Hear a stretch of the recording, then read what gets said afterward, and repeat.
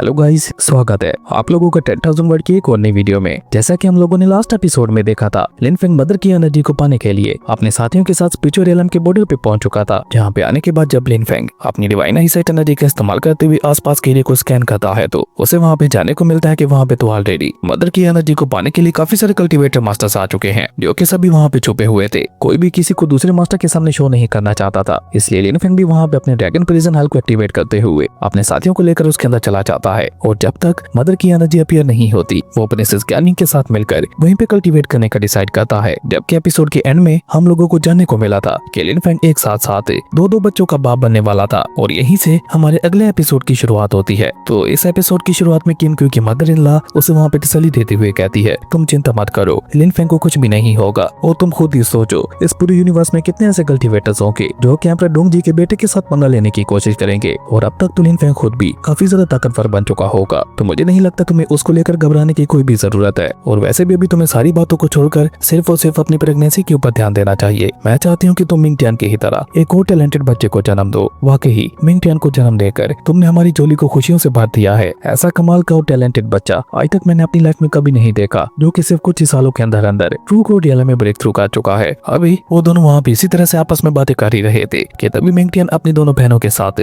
वहाँ पे आ जाता है, जहाँ पे वो तीनों एक्साइटेड होकर अपनी माँ और अपनी ग्रैंड माँ को बताने लगे थे, हम तीनों ने एक साथ ब्रेक थ्रू कर लिया। लेकिन जहाँ एक तरफ Ming Tian true code real में ब्रेक थ्रू कर चुका था, तो वहीं उसकी दोनों बहनें अभी तक सिर्फ वुड कोड रियल में ही पहुंच पाई थी। पर ये अपने आप में उन लोगों के लिए एक बहुत बड़ी अचीवमेंट थी। अपने तीनों बच्चों की ये बात सुनकर तो किम क्यू की खुशी का वहाँ पे कोई ठिकाना ही नहीं था। वो जल्दी से आगे बढ़कर अपने बच्चों के सर के ऊपर हाथ फेरते हुए उनकी तारीफ करने लगी थी, और किम क्यू की तरह उनकी ग्रैंड माँ भी वहाँ पे उनके लिए काफी ज्यादा खुश दिखाई दे रही थी। इसी बीच हम लोग वहाँ पे मिंग टियान के ड्रैगन मैजिकल बीस्ट को भी देखते हैं, जो कि वहाँ पे शाओ टियान को याद करते हुए कह रहा था, शाओ टियान, अगली बार जब हमारी मुलाकात होगी तो मैं तुम्हें बहुत ज्यादा हैरान कर देने वाला हूँ। इवन इस गोड रियल में प्रैक्टिस करने के बाद मैं तो इतना ज्यादा ताकतवर बन चुका हूँ कि अब तो मैं तुम्हें आसानी से अपने पैरों को नीचे मसल सकता हूँ। खैर, अभी वो सभी लोग वहाँ पे इसी तरह से अपनी खुशी मना ही रहे थे कि तभी लिन फेंग वहाँ पे उन सभी लोगों से कहता है, अब जब मैं ट्रू गोड रियल में पहुंच चुका हूँ तो मैं अपने फादर को ढूंढने के लिए स्पिरिचुअल रियल के अंदर जाना चाहता हूँ, ताकि मैं उन्हें हमारे नए भाई बहन के आने से पहले पहले अपने साथ यहाँ पे वापस ला सकूं। और मुझे उम्मीद है फादर भी ये गुड न्यूज जानकर बहुत ज्यादा खुश होंगे। लेकिन अभी मिंग टियान वहाँ पे ये सब कह ही रहा था कि तभी गु युन नाम की कल्टीवेटर वहाँ पे आगे बढ़कर उसे मना करते हुए कहती है, माफ कीजिएगा यंग मास्टर, लेकिन हमारे एम्परर ने यहाँ से जाने से पहले हमें मना किया था कि मैं आप में से किसी को भी यहाँ से बाहर ना जाने दूं। उस गार्डियन गु युन की ये बात सुनकर मिंग टियान वहाँ पे उदास होकर उससे कहता है, पर अर्जुन, अगर आपको मेरी इतनी ज्यादा फिक्र है तो आप भी मेरे साथ वहाँ पे चल सकती हो। मिंग टियान की ये बात सुनकर गार्डियन गु युन वहाँ पे मना करते हुए कहती है, माफ कीजिएगा यंग मास्टर, पर मैं इस मेंशन की गार्डियन हूँ, तो मैं इसे अकेला छोड़कर यहाँ से बाहर नहीं निकल सकती। गार्डियन गु युन की ये बात सुनकर बेचारा मिंग टियान वहाँ पे काफी ज्यादा उदास हो जाता है। अपने बेटे को वहाँ पे इस तरह से उदास होते हुए देखकर किनकी वो आगे बढ़कर मिंग टियान को समझाते हुए कहती है, बेटा, तुम तो जानते ही हो कि तुम्हारे पिता और तुम्हारे ग्रैंडपा के बाहर की दुनिया में कितने ज्यादा दुश्मन है। अगर तुम यहाँ से बाहर निकले और तुम्हें उनके किसी दुश्मन ने पकड़ लिया तो तुम्हारे पिता और तुम्हारे ग्रैंडपा के लिए कितनी बड़ी मुसीबत खड़ी हो जाएगी। तो क्या इसके बावजूद भी तुम बाहर जाकर उन दोनों की मुसीबत को और ज्यादा बढ़ाना चाहते हो? अपनी माँ की ये बात सुनकर मिंग टियान वहाँ पे खामोश हो जाता है। तभी उसकी दोनों बहनें भी वहाँ पे आगे बढ़कर मिंग टियान को डांट लगाते हुए कहती है, ब्रदर मिंग टियान, आखिर तुम समझ क्यों नहीं रहे हो? हमारे फादर और ग्रैंडपा दोनों के बहुत ज्यादा दुश्मन है, तो अगर तुम अभी के लिए यहाँ से बाहर निकलते हो तो सिर्फ और सिर्फ उनके लिए परेशानी ही खड़ी करोगे। क्योंकि पिछली बार जब हम दोनों अपने फादर को ढूंढने के लिए गई थी तो हमें भी एक खतरनाक कल्टीवेटर ने पकड़ लिया था, जिनसे हमें बचाने के लिए हमारे फादर को काफी सारी मुसीबतों का सामना करना पड़ा था। तो हम नहीं चाहते कि तुम हमारी वाली गलती को ही दोबारा दोहराओ। मेरे ख्याल से तो हम लोगों को गु युन की बात मानकर यहीं इस पैलेस के अंदर ही रुकना चाहिए और अपने पिता के आने का इंतजार करना चाहिए। मुझे उम्मीद है वो बहुत जल्द हम लोगों को मिलने के लिए यहाँ पे आने वाले हैं। अपनी बहनों की ये बात सुनकर हम देखते हैं कि मिंग टियान वहाँ पे मोटिवेट होते हुए कहता है, तुम लोग चिंता मत करो, मैं अभी के लिए यहाँ से नहीं जाने वाला। सबसे पहले तो अभी मैं खुद को हेमली गोड रियल में ब्रेक थ्रू करवाऊंगा, ताकि मैं इतना ज्यादा पावरफुल बन जाऊं कि कोई मुझसे पंगा लेने से पहले भी 1000 बात सोचे। और जब मैं इतना ज्यादा ताकतवर बन जाऊंगा तो तब मैं जाऊंगा अपने पिता को ढूंढने के लिए, क्योंकि हेमली गोड रियल में ब्रेक थ्रू करने के बाद मैं अपने पिता के लिए परेशानी नहीं बनूंगा, बल्कि स्पिरिचुअल रियलम के अंदर जाकर उनकी मदद करूंगा। और आंट गु युन, मुझे उम्मीद है आपको भी इसमें कोई परेशानी नहीं होगी। क्यों, मैंने ठीक कहा ना? मिंग टियान की ये बात सुनकर आंट गु युन उसे सीधा सीधा वहाँ पे जवाब देते हुए कहती है, माफ करना यंग मास्टर, लेकिन आप गॉड किंग रियल में ब्रेक थ्रू करने से पहले पहले यहाँ से बाहर नहीं निकल सकते। आंट गु युन की ये बात सुनकर तो हम देखते हैं कि बेचारा मिंग टियान वहाँ पे काफी ज्यादा उदास हो जाता है, और उदास होकर वो आंट गु युन से सवाल करते हुए पूछता है, इमॉर्टल गॉड किंग रियल में ब्रेक थ्रू करने में मुझे कितना समय लगेगा? जिस पे आंट गु युन उसे सीधे सीधे जवाब देते हुए बताती है, एम्परर डोंग जी ने यहाँ पे स्पेशल स्पेस टाइम टावर बना रखा है, तो अगर तुम उस स्पेस के अंदर जाकर दिन रात मेहनत करते हुए प्रैक्टिस करते हो तो तुम अगले 10 सालों में आसानी के साथ गॉड किंग रियलम में ब्रेक थ्रू कर जाओगे, क्योंकि टावर के अंदर का स्पेस टाइम बाहर के स्पेस टाइम से बहुत ज्यादा स्लो है। और गोयुन की ये बात सुनकर तो हम देखते हैं कि मिंगटियन वहाँ पे उदास होते हुए कहता है, अगर मैं 10 सालों तक वहाँ पे प्रैक्टिस करता रहा तो बाहर मेरे नए आने वाले बहन भाइयों से खेलेगा कौन? नहीं, मैं इतने सालों तक वहाँ पे नहीं रुक सकता। मिंगटियन की ये बात सुनकर हम देखते हैं कि गोयुन उसे जवाब देते हुए बताती है कि अगर आप बाहर रहकर यहाँ पे अपनी कल्टीवेशन की प्रैक्टिस करते हो तो आपको गॉड किंग रियलम में पहुंचने के लिए लगभग 100 सालों का समय लगेगा। 100 साल का सुनकर तो हम देखते हैं कि मिंगटियन की होश ही उड़ जाते हैं। वो उदास होते हुए कहता है कि अगले 100 सालों में तो मैं बूढ़ा हो जाऊंगा, और अगर मैं बूढ़ा हो गया तो फिर इस पहले से बाहर निकलने का क्या फायदा। और ये सब कहकर मिंगटियन वहाँ पे गुस्सा हो ही रहा था कि तभी उसकी दोनों बहनें वहाँ पे इसके मजे लेते हुए कहती हैं, बड़े भाई गुस्सा मत हो, तुम तो बूढ़ा होने के बाद बहुत ज्यादा कूल लगोगे। और ये कहकर वो दोनों खुद से इमेजिन करते हुए कहने लगती हैं कि आखिर मिंगटियन बूढ़ा होकर कैसा लगेगा। और मिंगटियन के बुढ़ापे को सोचकर उन दोनों ने वहाँ पे जोर जोर से हंसना भी शुरू कर दिया था, जिसपे मिंगटियन गुस्सा होकर वहाँ पे चिल्लाते हुए उन दोनों से कहता है, चुप रहो तुम दोनों, मैं इतना ज्यादा वेट नहीं करने वाला। तभी किनक्यू आगे बढ़कर मिंगटियन को वहाँ पे समझाते हुए कहती है, तुम चिंता मत करो, जब कोई कल्टीवेटर ट्रू गॉड रियलम में ब्रेक थ्रू कर लेता है तो उसकी उम्र बढ़ना बहुत ज्यादा कम हो जाती है। और मिंगटियन, तुमने इतनी कम एज में ही अपना ब्रेक थ्रू कर लिया है, तो अगर तुम यहाँ पे 100 सालों तक रहकर भी कल्टीवेट करते हो तो मुझे नहीं लगता कि तुम पूरी तरह से अपनी एडल्ट फॉर्म में भी आ पाओगे। अपनी माँ की ये बात सुनकर हम देखते हैं कि मिंगटियन खुशी के मारे वहाँ पे उछलने लगा था और एक्साइटेड होते हुए कहने लगा था, ये हुई ना कुछ कमाल की बात, मैं यहाँ पे रहकर 100 सालों तक कल्टीवेट करने के बाद भी अपने फादर की तरह हैंडसम और कूल रहूंगा, और ऊपर से मुझे यहाँ पे अपने नए बहन भाइयों के साथ खेलने का मौका भी मिल जाएगा, तो इससे ज्यादा अच्छी बात भला और क्या हो सकती है। मिंगटियन की ये बात सुनकर हम देखते हैं कि सभी लोग वहाँ पे जोर जोर से हंसने लगे थे, क्योंकि मिंगटियन वहाँ पे अपने नए आने वाले बहन भाई के लिए कुछ ज्यादा एक्साइटेड दिखाई दे रहा था। उसके बाद सीन चेंज होता है और हम लोगों को पूरी 1 महीने बाद का सीन दिखाया जाता है, जहाँ पे लिन फेंग के कहे अनुसार शाओटियन बाहर के एरिया को स्कैन करते हुए मदर की एनर्जी के बारे में पता लगाने की कोशिश कर रहा था, लेकिन उस जगह को तलाश करते करते उसे वहाँ पे काफी सारे सी मॉन्स्टर्स दिखाई देते हैं, जिन्हें देखकर शाओटियन वहाँ पे घबराते हुए कहने लगा था, मुझे लगता है उस मदर की एनर्जी को हासिल करना हमारे लिए उतना ज्यादा भी आसान नहीं होने वाला। लेकिन अभी बेचारा शाओटियन वहाँ पे घबराते हुए सब कह ही रहा था कि तभी वहाँ पे एक और बहुत ज्यादा खतरनाक सी मॉन्स्टर की एंट्री होती है, जो कि वहाँ पे अपने सिर्फ एक ही अटैक के साथ उन सभी छोटे छोटे सी मॉन्स्टर्स को खत्म कर देता है। और तभी वो खतरनाक स्नेक बीस्ट वहाँ पे इंसानों की भाषा में बोलते हुए कहता है, यहाँ पे जो एंशिएंट टायर अपीयर होने वाला है, अगर किसी ने यहाँ पे गलती से भी आने की कोशिश की तो मैं उसे जान से मार दूंगा। असल में वो स्नेक बीस्ट भी वहाँ पे मदर की एनर्जी की बात कर रहा था। भाई उस खतरनाक स्नेक बीस्ट की ये बात सुनकर हम देखते हैं कि वहाँ पे मौजूद छोटे मोटे सी मॉन्स्टर्स अपनी जान बचाते हुए वहाँ से भागना शुरू कर देते हैं, जो देखकर शाओटियन वहाँ पे आगे बढ़कर उस स्नेक बीस्ट का मजाक उड़ाते हुए कहता है, तुम बस एक मामूली से वोट गॉड रियलम के बीस्ट हो, और इतनी मामूली कल्टीवेशन के चलते तुम्हें इतना ज्यादा नहीं होना चाहिए। और ये कहकर शाओटियन वहाँ पे उसके ऊपर हमला करने के लिए अपनी 10,000 सोर्ड फॉर्मेशन को भी एक्टिवेट कर देता है। और जैसे ही शाओटियन वहाँ पे उसके ऊपर अपनी 10,000 सोर्ड फॉर्मेशन की मदद से तलवारों की बारिश करता है, तो वो सी मॉन्स्टर डर के मारे अपनी जान बचाते हुए कहने लगा था, ये तो एक वाली गॉड रियलम का मॉन्स्टर है, ये मैंने अनजाने में किससे पंगा ले लिया। और ये कहकर वो वहाँ पे शाओटियन से माफी मांगते हुए कहने लगा था, सीनियर प्लीज मुझे माफ कर दें, मैंने आपको देखा ही नहीं था, मुझसे गलती हो गई। लेकिन शाओटियन वहाँ पे उसकी बातों के ऊपर ज्यादा ध्यान ना देते हुए लगातार अपनी सोर्स की मदद से उसके ऊपर हमले किए जा रहा था। लेकिन वो स्नेक बीस्ट भी काफी ज्यादा तेज था, इसलिए हम देखते हैं कि वो शाओटियन के हर एक हमले को डॉज करते हुए बहुत ही तेजी के साथ वहाँ से भागने लगा था, जो देखकर शाओटियन वहाँ पे केवल स्माइल करते हुए उससे कहता है कि मुझसे बचकर भागने की तो सोचना भी मत। और ये कहकर शाओटियन खुद वहाँ पे आगे जाकर उसे अपने पंजों में जकड़ लेता है, जिसके बाद तो शाओटियन वहाँ पे बार बार उस स्नेक बीस्ट को उठाकर नीचे पानी पे पटकने लगा था, जिसके चलते बेचारे उस स्नेक बीस्ट की हालत वहाँ पे बहुत ज्यादा खराब दिखाई दे रही थी। जो देखकर वो स्नेक बीस्ट वहाँ पे एक बार फिर से शाओटियन से माफी मांगते हुए कहता है, सीनियर प्लीज मुझे माफ कर दीजिए, मैं दोबारा इस एरिया के आसपास भी नहीं आऊंगा। उस स्नेक बीस्ट की ये बात सुनकर हम देखते हैं कि शाओटियन उसे वहाँ पे उठाकर घुमाते हुए वहाँ से काफी दूर फेंक देता है, और साथ ही साथ शाओटियन वहाँ पे चिल्लाते हुए उससे कह रहा था कि अगर तुमने यहाँ पे दोबारा आने की गलती की तो यहाँ से फिर तुम्हारी लाश ही वापस जाएगी। वही लिन फेंग जो कि दूर से खड़ा होकर ये सब कुछ देख रहा था, वो शाओटियन से इंप्रेस होते हुए कहता है, जब से ड्रैगन प्रिजन हॉल के अंदर पिंक फर्नेस ने इसकी बॉडी को रिफाइन किया है तो तब से ये काफी ज्यादा स्ट्रॉन्ग हो चुका है। हालांकि इसके पास अपनी ट्रू बॉडी नहीं है, पर उसके बावजूद भी इसकी सोल बॉडी इतनी ज्यादा पावरफुल बन चुकी है कि यह आसानी से गॉड किंग रियलम तक के कल्टीवेटर्स को भी खत्म कर सकता है, जो कि अपने आप में ही एक बहुत बड़ी बात है। तभी शाओटियन वहाँ पे लिन फेंग के पास आते हुए कहता है, बॉस मैंने यहाँ पे मौजूद सभी सी मॉन्स्टर्स को भगा दिया है, तो आप अपना काम स्टार्ट कर सकते हो। शाओटियन की ये बात सुनकर हम देखते हैं कि लिन फेंग भी वहाँ पे और ज्यादा देर ना करते हुए जल्दी से अपने पास से कुछ फॉर्मेशन फॉरबिडन फ्लैग्स को बाहर निकालकर एक फॉर्मेशन को क्रिएट करना शुरू कर देता है, और साथ ही साथ वो वहाँ पे एसेटा पेंग को याद करते हुए कहता है कि यहाँ पे काफी ज्यादा मात्रा में क्रियोटिक एनर्जी मौजूद है, जैसे अगर एसेटा पेंग अपनी बॉडी के अंदर रिफाइन कर लेते हैं तो उनका कल्टीवेशन लेवल काफी ज्यादा बढ़ जाएगा। और यही सोचकर लिन फेंग वहाँ पे इस फॉर्मेशन को क्रिएट करने के बाद एसेटा पेंग को वहाँ पे बाहर निकाल लेता है, जो कि बाहर आते साथ ही वहाँ पे मौजूद सारी क्रिएटिव एनर्जी को रिफाइन करते हुए अपनी बॉडी के अंदर रिफाइन करने लगा था। सब कुछ बिल्कुल सही तरीके से चल रहा था कि तभी अचानक से वहाँ पे एनर्जी इम्बैलेंस होना शुरू हो जाती है, क्योंकि एसेटा पेंग वल्नरेबल गॉड रियलम के इनिशियल स्टेज पे थे, और जब वो उस क्रिएटिव एनर्जी को अपनी बॉडी के अंदर रिफाइन कर रहे थे तो स्मॉल वर्ड होने की वजह से उस वर्ड की एनर्जी इम्बैलेंस होना शुरू हो गई थी। और क्योंकि अभी के लिए वो मदर की एनर्जी को हासिल करने के लिए एंशिएंट गोड कॉन्टिनेंट के पास मौजूद थे। तो उस स्मॉल वर्ल्ड का गार्डियन गोड अपीयर होते हुए गुस्से से कहता है, तुम सभी लोग बहुत ज्यादा पावरफुल हो, जिसका मतलब है कि तुम लोग इस स्मॉल वर्ल्ड से बिलोंग नहीं करते। तो इसलिए अगर तुम लोग अपनी सलामती चाहते हो तो जल्दी से निकल जाओ यहाँ से, वरना तुम लोगों को यहाँ पे एक बहुत ही ज्यादा खतरनाक हेवनली रेवोल्यूशन का मुकाबला करना पड़ेगा। लेकिन जब एंसेस्टर पेंग फिर भी उस एनर्जी को रिफाइन करना बंद नहीं करता तो गार्डियन गोड वहाँ पे हेवनली रेवोल्यूशन के इस्तेमाल करते हुए उसके ऊपर एक बहुत ही ज्यादा खतरनाक अटैक चल देता है।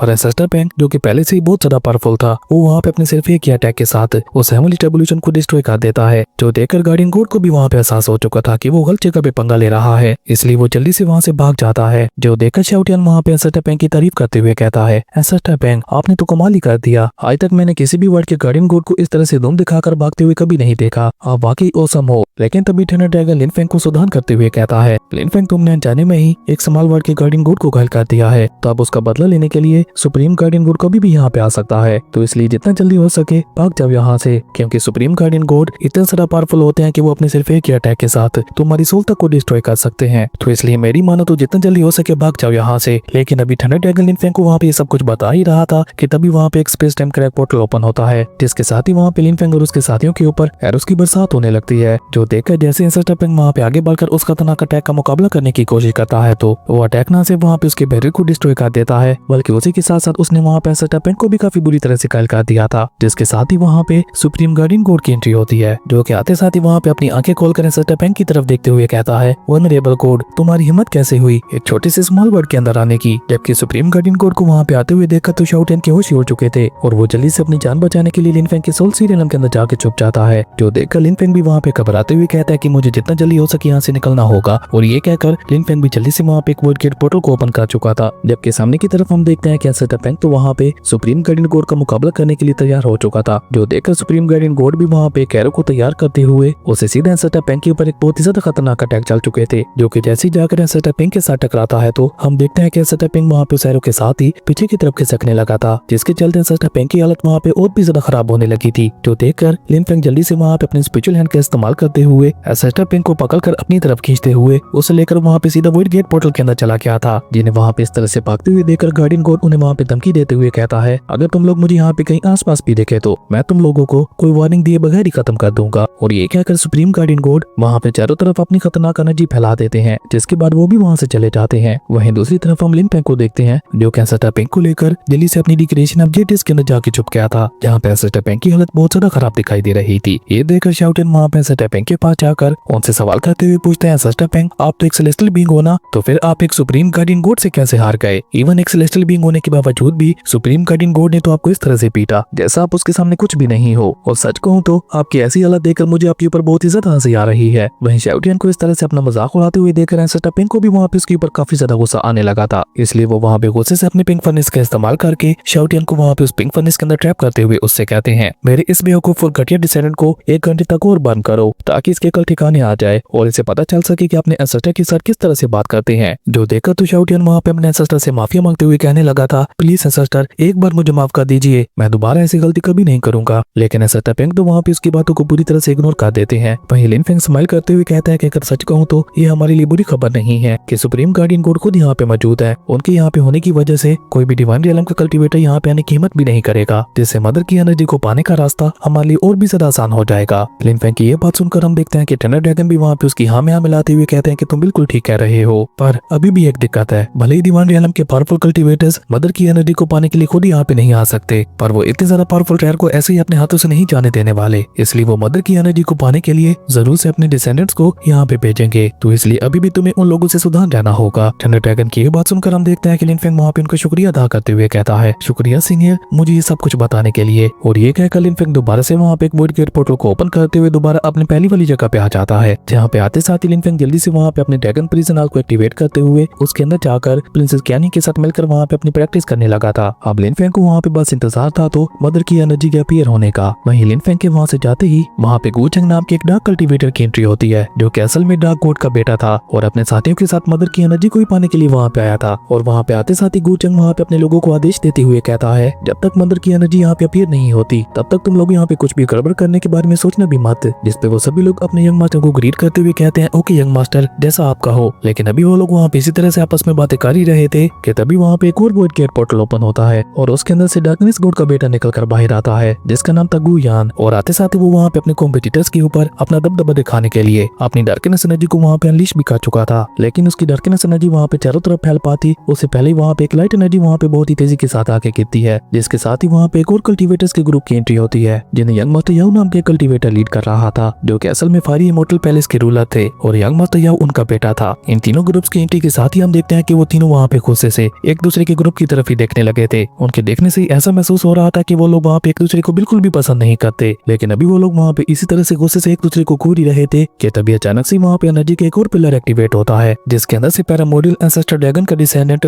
आउज़ोन निकल कर बाहर आता है और आते साथ ही वो वहाँ पे एक जोरदार दहाड़ मारता है, जो देखकर बाकी तीनों ग्रुप्स के लोग वहाँ पे हैरान होते हुए उसी ड्रैगन की तरफ ही देख रहे थे। और तभी ड्रैगन के डिसेंडेंट के पीछे पीछे मिज़ुई शेनजी की एंट्री होती है, जो कि खुद ब्लड रीजन के एंसेस्टर थी और ये कोई और नहीं बल्कि वही मिज़ुई थी जिसे अभी थोड़ी देर पहले शाओटियान ने एक तालाब के अंदर नहाते हुए देखा था। खैर वहाँ पे कूल तरीके की एंट्री लेने के बाद वो पांचों ग्रुप्स वहाँ पे एक दूसरे की तरफ ही देखे जा रहे थे। इसी बीच मदर की एनर्जी को तलाश करते हुए वहाँ पे कुछ और कल्टीवेटर्स की भी एंट्री होती है, लेकिन जब उन लोगों की नजर वहाँ पे उन पांचों खतरनाक ग्रुप्स के ऊपर पड़ती है तो जिन्हें देखकर बेचारे वो आम कल्टीवेटर्स वहाँ पे परेशान होते हुए कहते हैं कि ये सभी लोग तो डिवाइन रियलम के कल्टीवेटर्स हैं और अगर गलती से भी हम लोगों ने इनके आसपास भी जाने की कोशिश की तो फिर हमारा मरना तो तय ही समझो। तो हमारे लिए बेहतर यही होगा कि हम जितना ज्यादा हो सके इनसे दूर ही रहे। और ये कहकर वो सभी कल्टीवेटर्स वहाँ पे बहुत ही समझदारी से काम लेते हुए वहाँ से दूर भाग जाते हैं, जिसके बाद सीन चेंज होकर हम लोगों को दोबारा से वहाँ पे ड्रैगन प्रिजन हॉल का सीन दिखाया जाता है, जहाँ पे प्रिंसेस क्यान यिंग लिन फेंग के साथ बैठकर अभी अपनी प्रैक्टिस कर ही रही थी कि तभी अचानक से उसे वहाँ पे एहसास होता है कि उसके पेट के अंदर एक नहीं बल्कि ट्विंस हैं और उन दोनों के अंदर ही सुप्रीम चाओस फॉर्मेशन की पावर है, जो महसूस करके प्रिंसेस क्यान यिंग की तो खुशी का वहाँ पे कोई ठिकाना ही नहीं था। वो जल्दी से अपनी आंखें खोलकर लिन फेंग की तरफ देखती है, लेकिन लिन फेंग तो अभी तक भी वहाँ पे बैठा हुआ अपनी कल्टीवेशन कर रहा था। हालांकि वो सबके बारे में लिन फेंग को बताना तो चाहती थी, पर अगर अभी लिन फेंग को इस बारे में पता चल जाता तो वो मदर की एनर्जी को पाने से पहले ही डिस्ट्रैक्ट हो जाता, जो कि प्रिंसेस क्यान यिंग अभी के लिए बिल्कुल भी नहीं चाहती थी। इसलिए वो लिन फेंग को बाद में ही बताने का डिसाइड करती है। इसी बीच हम बाहर की तरफ हम देखते हैं कि वहाँ पे अचानक से ही पानी के अंदर से बहुत ही ज्यादा पावरफुल तेज सुप्रीम एनर्जी रिलीज होते हुए सीधा ऊपर आसमान की तरफ जाने लगी थी और उससे निकलने वाला ऑरा प्रेशर इतना ज्यादा था कि उसे महसूस करके वहाँ पे मौजूद सभी कल्टीवेटर्स बहुत ही बुरी तरह से घबरा गए थे। जबकि उस सुप्रीम एनर्जी को महसूस करके लिन फेंग भी वहाँ पे और ज्यादा देर ना करते हुए जल्दी से अपने ड्रैगन प्रिजन हॉल से बाहर आ जाता है। और तब तक हम देखते हैं कि सभी कल्टीवेटर्स के ग्रुप वहाँ पे खुद को बचाने के लिए अपने अपने सामने प्रोटेक्टिव बैरियर्स लगा चुके थे, जो देखकर लिन फेंग भी वहाँ पे बिल्कुल सेम ऐसा ही करता है। पर जैसे ही उस सुप्रीम एनर्जी का और ज्यादा पावरफुल होता है तो न सिर्फ उन सभी कल्टीवेटर्स के बैरियर्स वहाँ पे डिस्ट्रॉय हो जाते हैं, बल्कि उसी के साथ साथ